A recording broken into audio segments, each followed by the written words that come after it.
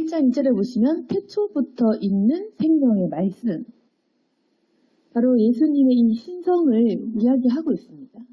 그래서 태초부터 계신 예수님, 바로 하나님 그 본체이십니다. 그래서 2절에 보시면 이 생명이 나타내신 바 된지라. 그래서 생명이신 이 분이 이 생명이 나타내신 바.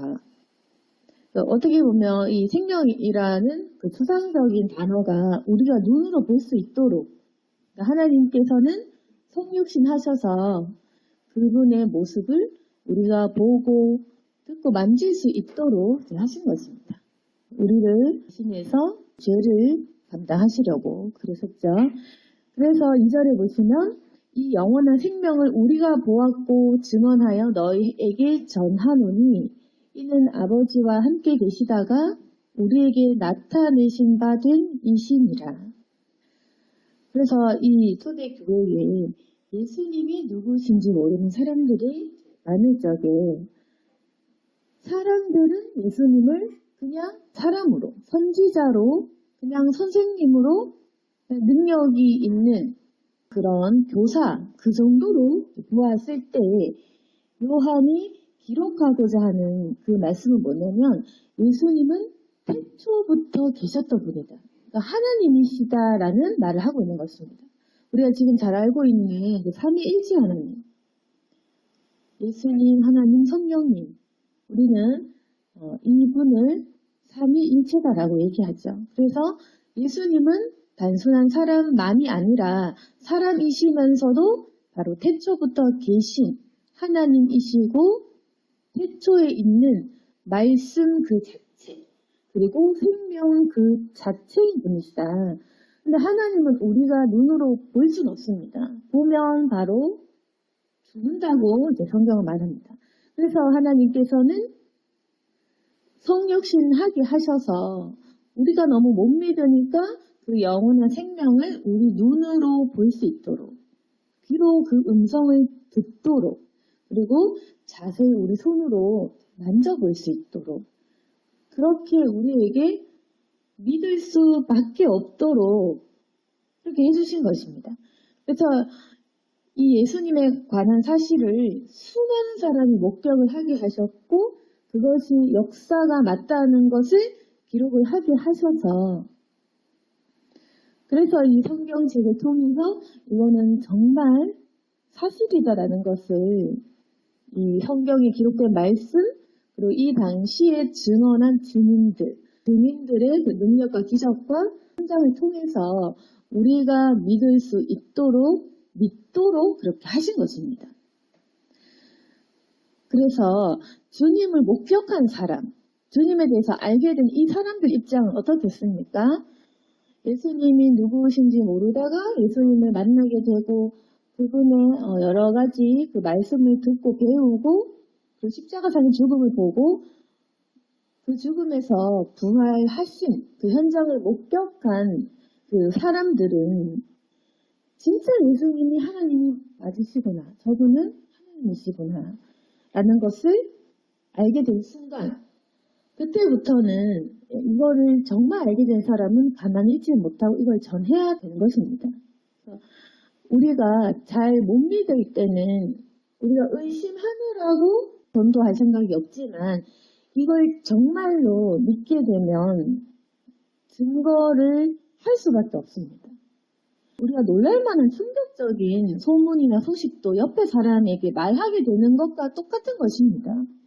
그런데 무려 그 충격적인 사건이라는 것이 죽었던 사람이 스스로 부활한 것을 본 것입니다. 그러니까 한마디로 천사가 내려왔다 이것도 아니고 하나님이 이 땅에 내려오셨다 이걸 본 것입니다. 너무 충격적인 메시아를 본 그 사건을 당하게 되면 너무 놀라서 전할 수밖에 없죠. 그리고 그것이 나에게 손해가 되고 내 생명을 위협하는 일이 될지라도 이 제자들은 그렇게 할 수밖에 없었던 것입니다. 지금 우리도 마찬가지입니다. 우리도 내가 의심을 하고 내가 잘 안 믿으면 증거할 마음이 별로 없지만 정말로 하나님을 만난 사람은 복음을 전하고 싶습니다. 그 복음의 충격과 놀라운 소식 때문에. 전도는 저절로 이루어지는 것입니다. 그래서 잘 모르는 사람들은 왜 예수님 믿는 사람들은 자꾸 믿음을 강요하나 전도하나 이렇게 얘기하지만 진짜 이 생명의 진리를 발견한 사람은 확고한 이 확신이 있기 때문에 무조건 그걸 얘기하고 싶고 가르치고 싶고 그 사람이 알 수 있도록 하고 싶은 것입니다.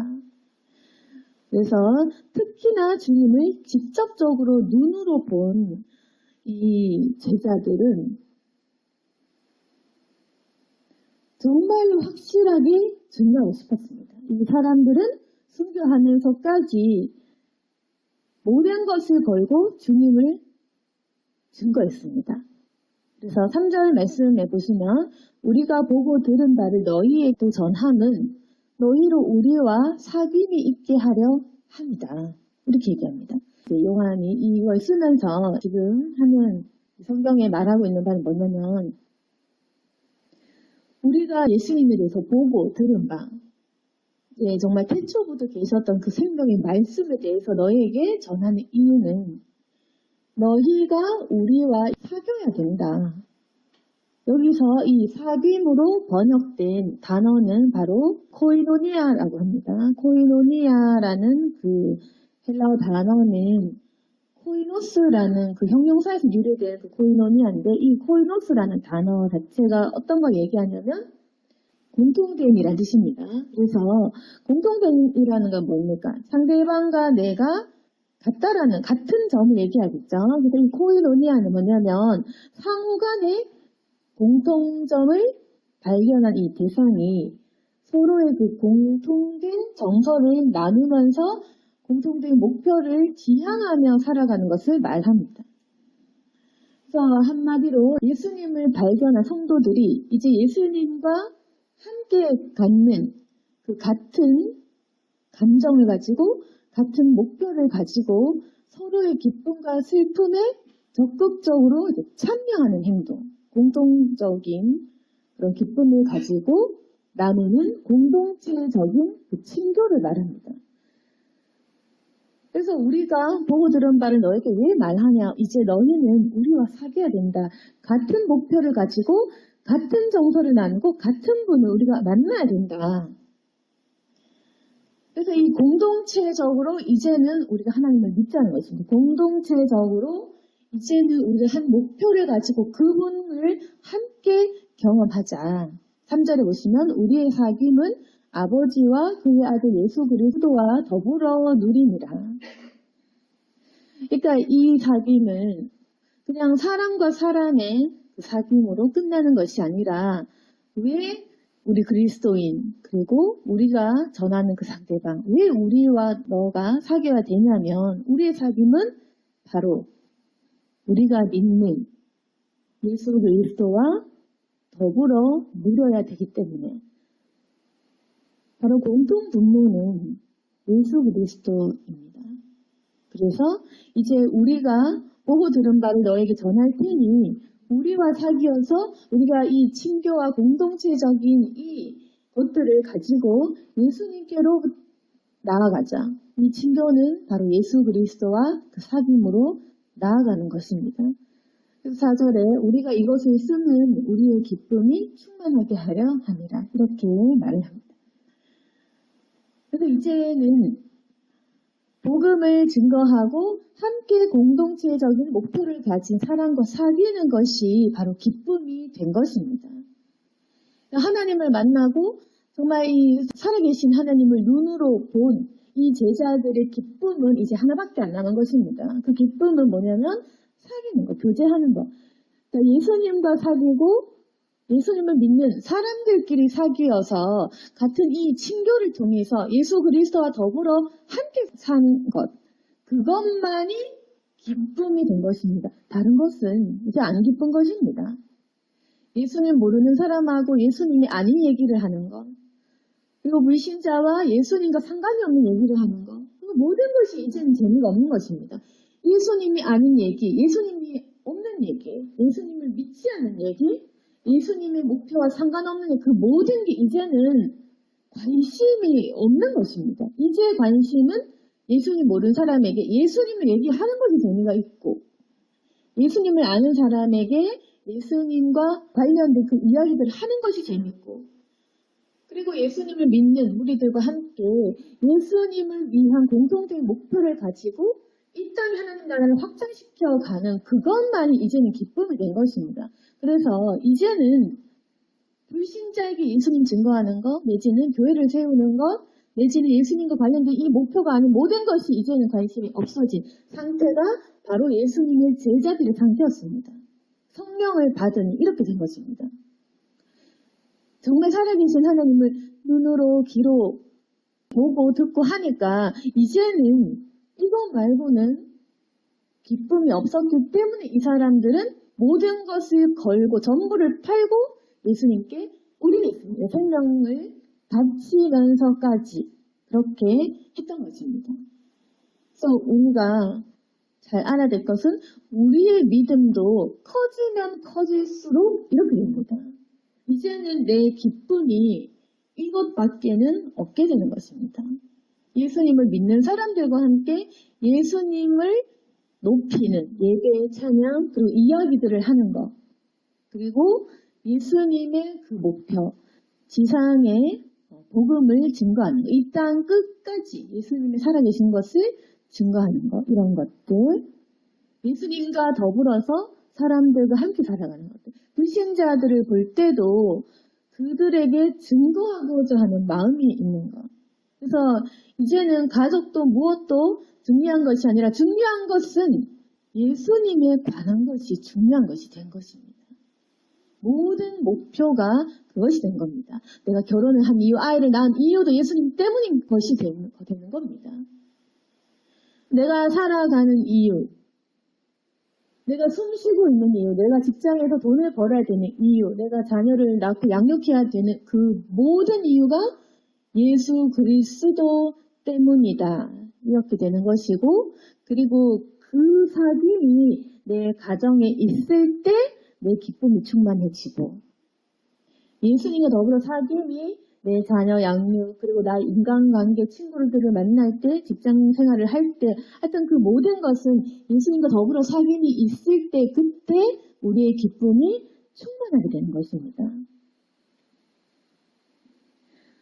그런데 5절이 중요한데, 우리가 그에게서 듣고 너희에게 전하는 소식은 이것이니 곧 하나님은 빛이시라. 그에게는 어둠이 조금도 없으시다는 것입니다. 그런데 이제 1절에 서로는 우리가 이걸 너희에게 전하고 싶고, 그리고 우리가 이렇게 하는 것을 우리가 사귀자. 예수님과 더불어 같이 사귀고 누리자. 이게 바로 우리의 기쁨이다. 그런데 우리가 그에게서 듣고 너에게 전하는 소식이 바로 이것이다. 아주 중요한 이 소식을 얘기하는데 5절이 바로 하고자 하는 주제인 것입니다. 본론인 것입니다. 이 메시지들을 선포하는 그 이유, 5절. 너에게 전하는 소식은 이건데 곧 하나님은 빛이시라. 이 말씀, 이걸 이야기하고 싶은 것입니다. 내가 너희들에게 전하고자 하는 그 소식, 내가 보고 듣고 손으로 만진 그분에 관해서 전하는 소식이 이건데 바로 하나님은 빛이시라. 이걸 너희들에게 꼭 증거해야겠다는 것입니다. 그게 무슨 말이냐면 그에게는 어둠이 조금도 없다. 이게 중요하다는 것입니다.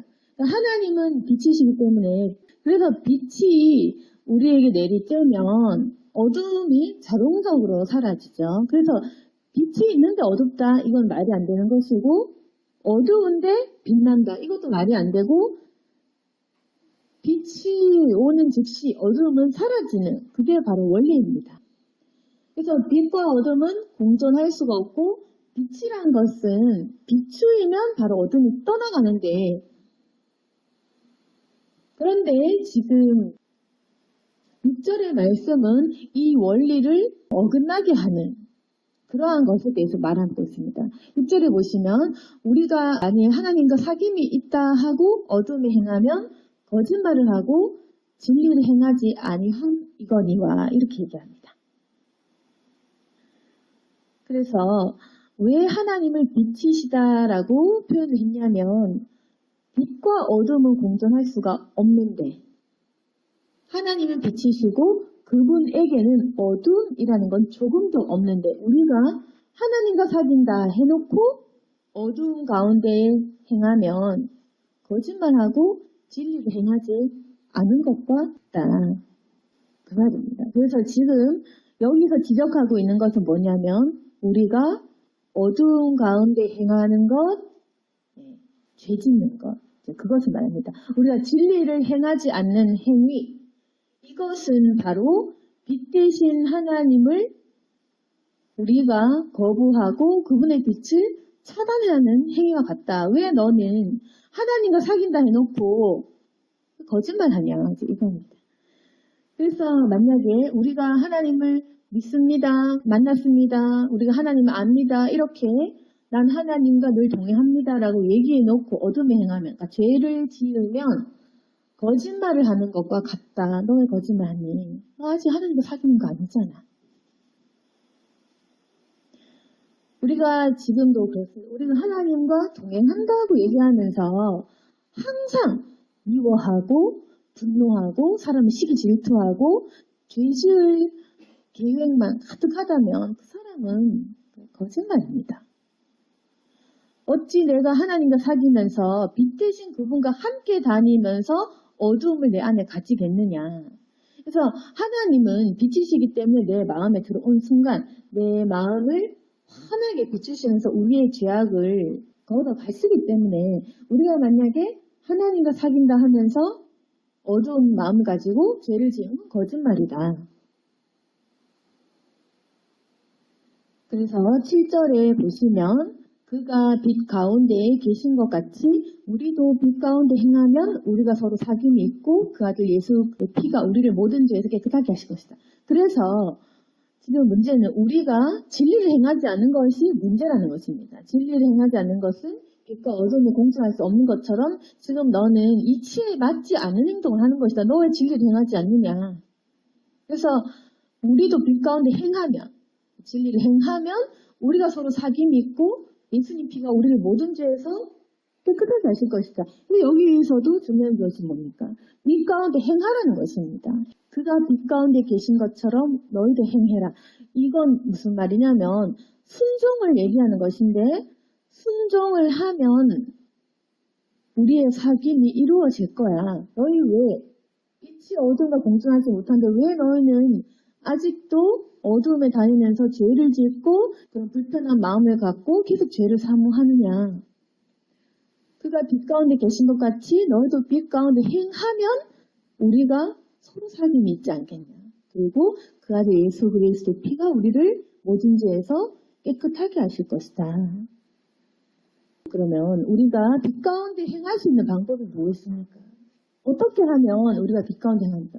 지금 우리가 분명히 하나님은 빛이라는 걸 알고 있고 그리고 빛이 오면 물론 내 마음이 밝아져야지 내 마음의 어둠이 사라야지 이게 너무 당연한 이치인데도 실제로 내 모습을 보면 그런데 나는 빛이 아닌 것 같고 아직도 나는 어둡고 우울하고 슬프고 화나고 죄짓고 여전히 의심도 있고 그런데 천국은 간다고 구원의 확신도 있고 이상한 일입니다. 왜 나는 아직도 빛 대신 그분을 내 안에 모시고 있고 믿고 싶고 믿는 것 같은데 왜 나는 아직도 이런가? 왜 그렇게 되는 것인가? 8절입니다. 우리가 죄가 없다고 말하면 스스로 속이고 또 진리가 우리 속에 있지 아니할 것이다. 이 말입니다. 중요한 것은 뭐냐면 9절 우리가 우리 죄를 자백하면 우리 죄를 사하실 것이다. 그래서 죄의 자백에 대해서 이야기를 하고 있는 것입니다. 그래서 이제 8절 9절 우리가 죄가 없다고 만약에 내가 스스로 난 죄가 없어 이렇게 말하면 스스로 내가 속이는 것이고 또 진리가 우리 속에 있지 않을 것이다. 그런데 만약 우리가 죄를 자백을 하면 그는 미쁘시고 의로우시기 때문에 죄 짓는 것은 괜찮습니다. 왜냐하면 용서가 되기 때문에 일단 우리가 부족해서 죄를 지었으면 자백해라. 그러면 우리 죄를 사하여 주신다. 왜? 하나님은 사람이시니까. 기다리시니까. 의로우시기 때문에 우리 죄를 사하여 주신다. 그리고 우리를 모든 불의에서 깨끗하게 하실 것이다. 근데 지금 우리의 문제는 10절에 우리가 범죄하지 않았다. 이렇게 말하면 하나님을 거짓말하는 이로 만드는 것이다. 또한 그의 말씀이 우리 속에 있지 아니하리라. 그래서 지금 8, 9, 10절에서 이야기하는 우리의 그 문제가 뭔지 이제 밝혀졌습니다. 그러니까 하나님은 빛이시고 우리 안에 있으면 우리가 밝아지는 것이 당연한 원리인데도 불구하고 아직도 내가 뭔가 빛의 사람이 아니고 의에 되지 못하고 뭔가 이렇게 어둡고 그대로 죄인인 상태로 머무는 그 이유는 우리 죄를 자백하지 않았기 때문에 그렇습니다. 그래서 자꾸만 사람들은 난 이제 회개했는데요. 난 이제 죄가 없는데 이렇게 말하면 그러면 스스로 속이고 진리가 내 속에 있지 않은 것입니다. 근데 만약에 우리가 우리 죄를 자백을 하면 그런 문제가 쉽습니다. 왜? 예수님께서 우리 죄를 사하여 주실 것이고 그리고 우리의 모든 불의를 깨끗하게 하시기 때문에. 그런데 이제 우리가 사실 죄를 고백하는 것이 쉽지 않습니다. 먼저는 우리의 이 생각이 내 죄를 깨닫지 못하고 이 죄된 습성은 내가 죄를 지어도 상대방 탓을 하게 되는 원초적인 그 죄의 습관과 본성이 있기 때문에 우리는 항상 죄 지으면 남의 탓합니다. 그래서 내 죄를 실제로 고백하고 깨닫기가 어렵습니다. 근데 우리가 정말로 죄를 깨달으면 남에게도 숨김없이 죄 고백을 할 수도 있고 또 내가 하나님 앞에서도 그 죄 고백을 할 것이고 내 삶이 변화될 것입니다. 그래서 이 회개라는 것은 내 죄를 고백을 하면서 이걸 털어내는 행위입니다. 우리가 고백을 할 때 예수님께서 무조건 용서하십니다. 모든 불의에서 깨끗하게 하시고 그분은 모든 인류를 다 보시기 때문에 모든 인간의 범죄를 다 보셨고 보고 계시기 때문에 그 안에는 내 범죄 우리가 커 보이지만 사실상은 주님은 용서하실 수 있을 만한 넉넉한 십자가의 공로로 인해서 이미 모든 죄를 다 사하실 수 있는 능력이 계신 분이십니다. 우리가 범죄하지 않았다라고 거짓말만 안 한다면 주님께서는 우리를 모든 죄에서 깨끗하게 하실 것입니다. 근데 아까 얘기했다시피 우리가 사실 죄 짓는 것을 잘 깨닫지 못한다. 그러니까 열심히 산 게 죄인가? 그리고 내가 나를 위해 사는 것이 죄인가? 우리가 사실은 당연하게 생각하는 모든 것들 속에 죄가 들어있기 때문에 그냥 쉽지 않다는 것입니다. 미워하는 것도 습관이라서 잘 모르고 사람을 무시하는 것도 이미 습관이 돼버려서 그걸 잘 인지도 못하는 것입니다. 우리가 또 말실수를 할 때도 이미 이 말투를 가지고 몇십 년을 살았기 때문에 뭐가 실수한 건지 뭐가 사람을 기분 나쁘게 한 건지도 잘 모른다는 것입니다. 그리고 우리가 항상 남 탓을 하고 보복하고 돌려주고 되갚고 싶고 복수하는 이 심리 때문에 항상 내가 피해자라는 망상을 갖고 살기 때문에 내 탓이 아니야. 네 탓이야. 남 탓이야. 그리고 자기 자신은 내 팔자가 불행해. 이렇게 사람들은 변명을 하기 때문에 실제로 사실은 내가 잘못했지. 이 말을 하기가 어렵다는 것입니다. 사실은 내가 사랑하지 못했지. 사실은 내가 용서하지 못했지. 사실은 내가 참지 못했지. 사실은 내 탓이지. 우리가 이걸 잘 못 깨닫는 것입니다. 우리는 항상 우리의 환경 탓, 남의 탓, 부모 탓, 자식 탓, 이 사회의 탓을 하지 실제로 내가 악하다라는 그 사실은 망각을 많습니다. 근데 모든 사람이 범죄를 하고 있습니다, 여러분.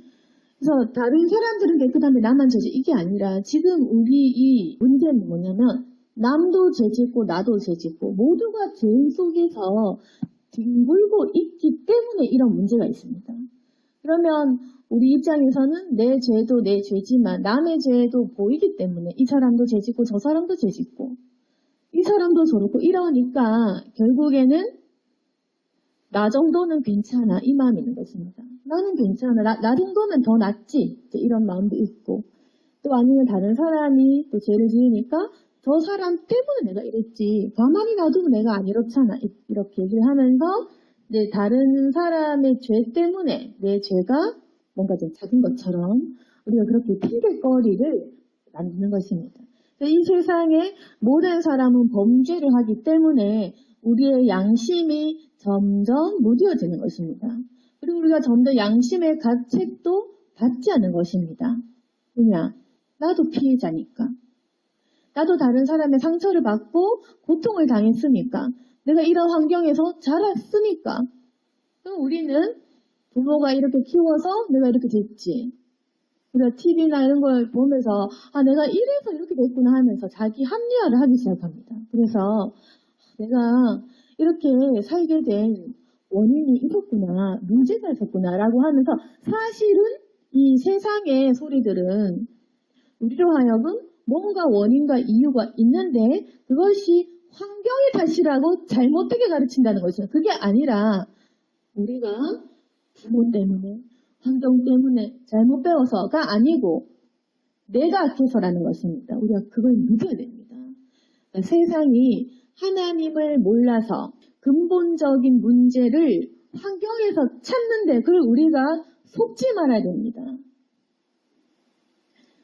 하나님 모르는 세상은 이 인간의 근본적인 이유와 원인들이 환경에 있고 무슨 내 팔자에 있거나 이렇게 남 탓을 하는 다른 구조적인 문제를 이야기하지 인간의 죄에서 찾지는 못합니다.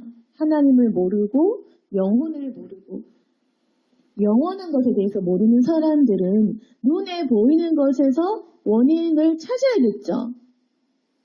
그래서 어떻게든 찾아내는 것입니다. 근데 그게 본질적인 문제가 아니고 성경을 보시면 우리의 죄다라는 것입니다. 모든 사람들이 죄를 지었고 죄 짓고 있는 중입니다. 그리고 나도 죄를 짓고 있는 중입니다. 그래서 우리가 남의 죄를 이렇게 보다 보면 내 죄는 잘 안 보이고 남의 죄를 보고 남 탓을 하게 되지만 실제로는 내가 아직도 어둡기 때문이다. 그럼 반대로 우리가 빛이 되면 어떻게 되는지 아십니까? 우리가 빛이 되면 그 모든 것을 넉넉히 이길 힘이 있는 것입니다. 이게 굉장히 중요합니다. 그러면 이제까지는 내가 부모 잘못 만나서 내가 누구를 잘못 만나서 내가 잘못 태어나서 이렇게 생각했던 그 모든 것들이 우리 속에 빛이 비추어지고 어둠이 떠나가면 하나님이 하게 하시는구나. 모든 것이 되는구나. 모든 것이 하나님의 섭리이구나. 이것이 깨달아지면서 내가 모든 것을 이길 수 있는 힘이 있는 것입니다. 그러면 나에게 범죄하는 사람을 우리가 회심시킬 수도 있고 나에게 오는 상처를 내가 치유할 수도 있고 남을 치유시킬 수도 있고 그리고 나에게 해가 되는 그 모든 것들에 대해서 우리가 승리를 할 수 있게 되는 것입니다. 그래서 우리의 마음에 빛이 있으면 남을 용서할 수가 있는 것입니다. 그리고 더 나아가서 내가 손해를 봐도 기쁜 것입니다. 슬픈 일이 다가와도 괜찮게 되는 것입니다. 이겨낼 수는 있는 것이 우리가 감정은 있겠지만 어떤 슬픈 일, 나쁜 일 이런 일을 해도 사람이 강해지고 이겨낼 수 있는 힘이 생기는 것입니다. 그래서 하나님께서는 우리의 모든 발자를 부유하게 행복하게 기쁘게 이렇게 하는 것이 아니라 이길 수 있는 힘을 주시는 것. 그것이 바로 빛의 속성인 것입니다. 내가 밝아지는 것. 내가 밝아지면 내 안에 있는 슬픔과 의심과 어두움과 우울함과 이런 모든 것들이 떠나갑니다. 치유가 되고 그리고 남을 밝혀주면서 남의 것을 품어주고 이해해주고 용서해주고 내가 손해보게 되고 이렇게 되는 것입니다. 그래서 우리의 빛이 충만하게 될수록 이제는 내가 원수를 품을 수 있게 되는 것. 나보다 상대방을 더욱 사랑하게 되는 것. 그래서 이것이 바로 예수님이 주신 이웃 사랑하라는 그 말씀, 그 계명을 지킬 수 있는 힘이 되는 것입니다. 그래서 우리가 지금 첫 번째 그 단계는 바로 죄를 자백해라. 그럼 우리 죄를 깨끗게 하실 것이다. 그래서 지금 우리 안에 이 어둠, 이 죄에 대해서 고백을 하고 주님께 회개함으로 나아가면 주님께서는 우리를 깨끗하게 하시면서 그분의 빛이 우리 속에 확 들어와서 우리가 정말 빛의 자녀처럼 행동할 수가 있게 되는 것입니다. 그래서 주님께서 빛 가운데 계신 것처럼 우리가 빛 가운데에서 진리대로 행할 수 있게 되는 것입니다. 오늘 말씀을 정리하겠습니다. 우리가 하나님과 사귐과 같이 동행한다고 얘기하면서도 계속 죄 짓고 어둠에 다니면 스스로를 속이고 사실은 내 마음은 아닌 것 같은 그런 생활들을 하는데 그것이 바로 우리가 자꾸만 죄 짓고 죄를 깨닫지 못하고 남 탓을 하나님 탓을 하는 우리의 이 습성을 아직까지 고치지 못해서입니다. 우리가 구원받지 못해서가 아니라 우리가 아직 순종하지 못해서 구원받은 그리스도임에도 불구하고 아직도 우리는 불순종 가운데서 살고 있기 때문에 우리가 이 빛을 다 경험하지 못하고 있는데 먼저는 우리가 죄고백, 회개를 하고 주님 앞에 자백을 하면 그분이 우리를 건져주십니다. 죄를 회개하고 죄를 떠나보내면서 그 빛을 경험하면 우리가 치유가 됩니다. 우리의 마음이 치유되고 남도 치유시키고 우리가 그 사람들을 용서하면서 또 불신자들에게도 이 빛을 우리가 비추어서 예수님을 증거하고 그분의 빛이 온 세상 가운데 퍼뜨려질 것입니다. 그래서 우리는 이 빛의 자녀로서 주님의 복음의 빛을 비추고 그들에게 그 사랑을 증거해야 할 것입니다. 이렇게 순종하게 되는 저와 여러분이 되기를 소망합니다. 아멘. 기도하겠습니다. 거룩하신 하나님 아버지, 우리가 이제까지 불의한 속에서 다니고 또 세상 가운데 찌들어서 또 타협하고 세상에 섞여서 살았던 것을 용서해 주옵소서. 또 양심의 가책과 죄책감도 있습니다. 하지만 주님, 우리가 이제는 용기를 가지고 회개하고 주님께 용서를 구할 수 있도록 도와주시고 또 주님의 그 복음의 은혜 속으로 거할 수 있도록 도와주시옵소서. 이제 우리의 어두움이 떠나가고 내 안에 밝아지기를 원합니다. 우리가 밝아지고 기쁨이 충만할 수 있기를 원합니다. 주여 우리에게 이길 수 있는 넉넉한 힘을 주시옵소서. 마음에 차마 견딜 수 없었던 미움과 불행함과 슬픔이 떠나갈 수 있도록 도와주시옵소서. 이제는 기쁘고 당당하고 또 모든 것을 할 수 있는 힘이 넘칠 수 있도록 도와주시고 주님께서 할 수 있다라고 말씀하시는 그 음성을 우리가 들을 수 있도록 도와주시옵소서. 주님 더욱 믿게 하시고 간절히 구하게 도와주옵소서. 주님께서 우리 마음의 상식과 그리고 그 기도의 소리를 듣고 계십니다. 응답하여 주실 것을 믿고 기다리며 아버지 앞에 살아갈 수 있게 도와주옵소서. 이제는 우리가 형제 자매들끼리 서로 사귀고 주 안에서 사귈 수 있도록 도와주시고 이러한 교제로 말미암아 우리가 이 마지막 때를 살아갈 수 있는 힘이 되게 도와주옵소서. 가정이 회복되고 우리 공동체 전부가 회복될 수 있도록 도와주옵소서. 예수님 이름으로 기도드렸습니다.